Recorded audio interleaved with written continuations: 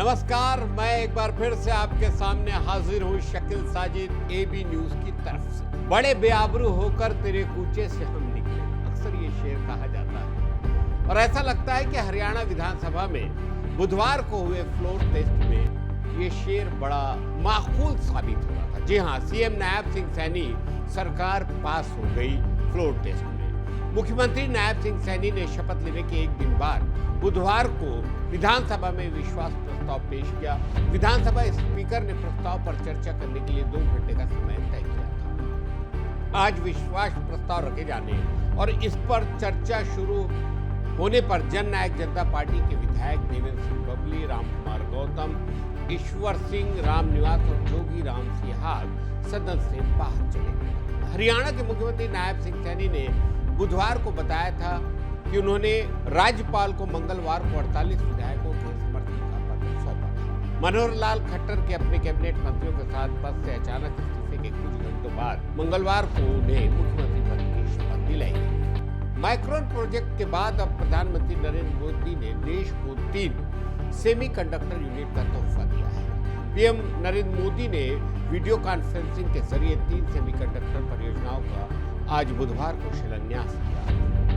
प्रधानमंत्री नरेंद्र मोदी ने India techade chips for Viksit Bharat कार्यक्रम में हिस्सा लिया और इस दौरान 3 सेमीकंडक्टर यूनिट का शिलान्यास किया। प्रधानमंत्री जी ने अपने संबोधन में कहा कि भारत पहले ही स्पेस, न्यूक्लियर और डिजिटल पावर है और अब आने वाले वक्त में देश सेमीकंडक्टर सेक्टर में भी एक ग्लोबल पावर बनेगा। उन्होंने कहा कि अभी हम जो फैसले ले रहे हैं, जो नीतियां बना रहे हैं, इसका स्ट्रेटेजिक एडवांटेज मिलेगा।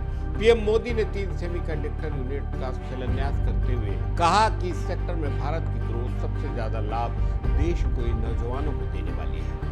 उन्होंने कहा 21वीं सदी टेक्नोलॉजी ड्रिवेन की सदी है। कर्नाटक की राजधानी बेंगलुरु के रामेश्वरम कैफे में हुए धमाके के मामले में राष्ट्रीय जांच एजेंसी को बड़ी सफलता मिली है। एजेंसी ने मुख्य संदिग्ध से मिलने वाले शख्स को हिरासत में लिया है। एनआईए के मुताबिक धमाके के अलग अलग पहलुओं पर हो रही जांच के दौरान बेल्लारी में धमाके के मुख्य संदिग्ध से जुड़े व्यक्ति को हिरासत में लिया गया है। मीडिया रिपोर्ट्स में कहा जा रहा है कि एनआईए ने ब्लास्ट मामले में संदिग्ध की तस्वीर जारी की थी। इसके बाद केंद्रीय जांच एजेंसी अलग अलग पहलुओं पर जांच कर रही है। जांच के दौरान सैयद शब्बीर नाम के संदिग्ध को कर्नाटक के बेल्लारी जिले से हिरासत में लिया गया। देश में नागरिक संशोधन अधिनियम लागू होने के बाद विपक्षी पार्टियां सत्ताधारी दल भारतीय जनता पार्टी पर हमलावर हो गई है। साथ ही कई जगहों पर इसको लेकर विरोध प्रदर्शन भी हो रहे हैं। मामले पर केंद्रीय गृह मंत्री अमित शाह ने आश्वासन दिया कि सीएए में किसी की भी नागरिकता छीनने का कोई प्रावधान नहीं है। उन्होंने कांग्रेस और अन्य विपक्षी दलों पर नए कानून को लेकर भ्रम फैलाने का आरोप लगाया, जिसकी वजह से केरल और असम में प्रदर्शन शुरू हो गए। अमित शाह ने सीएए को लेकर फैले आशंकाओं को दूर करने की कोशिश की और कहा कि नए कानून के कारण किसी भी भारतीय की नागरिकता नहीं जाएगी। गृह मंत्री ने सीएए लागू करने को जायज ठहराते हुए कहा कि ऑल इंडिया मजलिस इत्तेहादुल मुस्लिमीन के अध्यक्ष असदुद्दीन ओवैसी, कांग्रेस अध्यक्ष मल्लिकार्जुन खड़गे और पार्टी नेता राहुल गांधी पर झूठ बोलने का आरोप लगाया कि सीएए लागू होने से देश में अल्पसंख्यकों की नागरिकता छीन ली जाएगी। मुख्यमंत्री विष्णुदेव साय निसंदेह भ्रष्टाचार पर सख्त नजर आ रहे हैं। उन्होंने कहा कि पुलिस और प्रशासन के काम पर उनकी सीधी नजर है। किसी भी जिले में भ्रष्टाचार की शिकायत मिलने पर सख्त कार्रवाई होगी।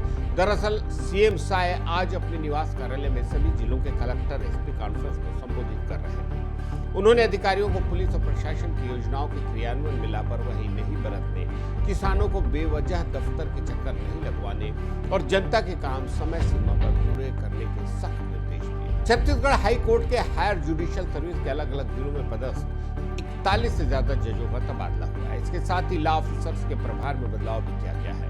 उच्च न्यायिक सेवा के अफसर बलराम प्रसाद वर्मा को रजिस्ट्रार विजिलेंस की जिम्मेदारी गई है। वहीं दुर्ग के परिवार न्यायालय के प्रधान न्यायाधीश सिराजुद्दीन कुरैशी को हाईकोर्ट की स्थापना शाखा में छत्तीसगढ़ राज्य न्यायिक अकादमी बिलासपुर का निदेशक बनाया गया है। छत्तीसगढ़ लोक सेवा आयोग के अध्यक्ष डॉक्टर प्रदीप कुमार जोशी होंगे।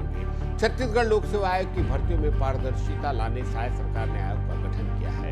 छत्तीसगढ़ लोक सेवा आयोग की ओर से आयोजित परीक्षाओं को संघ लोक सेवा आयोग की तर्ज पर पारदर्शी बनाने के लिए सुझाव देने विभिन्न विभागों के लिए परीक्षा आयोजन का वार्षिक कैलेंडर बनाने के लिए डॉक्टर प्रदीप कुमार जोशी पूर्व अध्यक्ष संघ लोक सेवा आयोग की अध्यक्षता में आयोग का गठन किया गया है।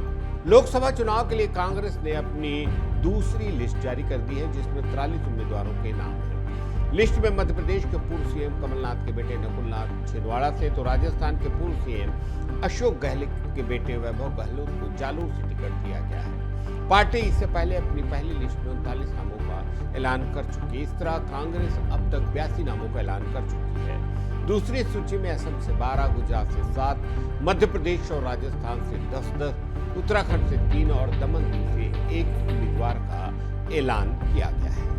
आज के हमारे खबर शामो शहर में इतना ही। इजाजत दीजिए शकील साजिद को, लेकिन इस उम्मीद के साथ कि आपकी प्रतिक्रियाएं हमें इंतजार करती मिलेंगी। नमस्कार।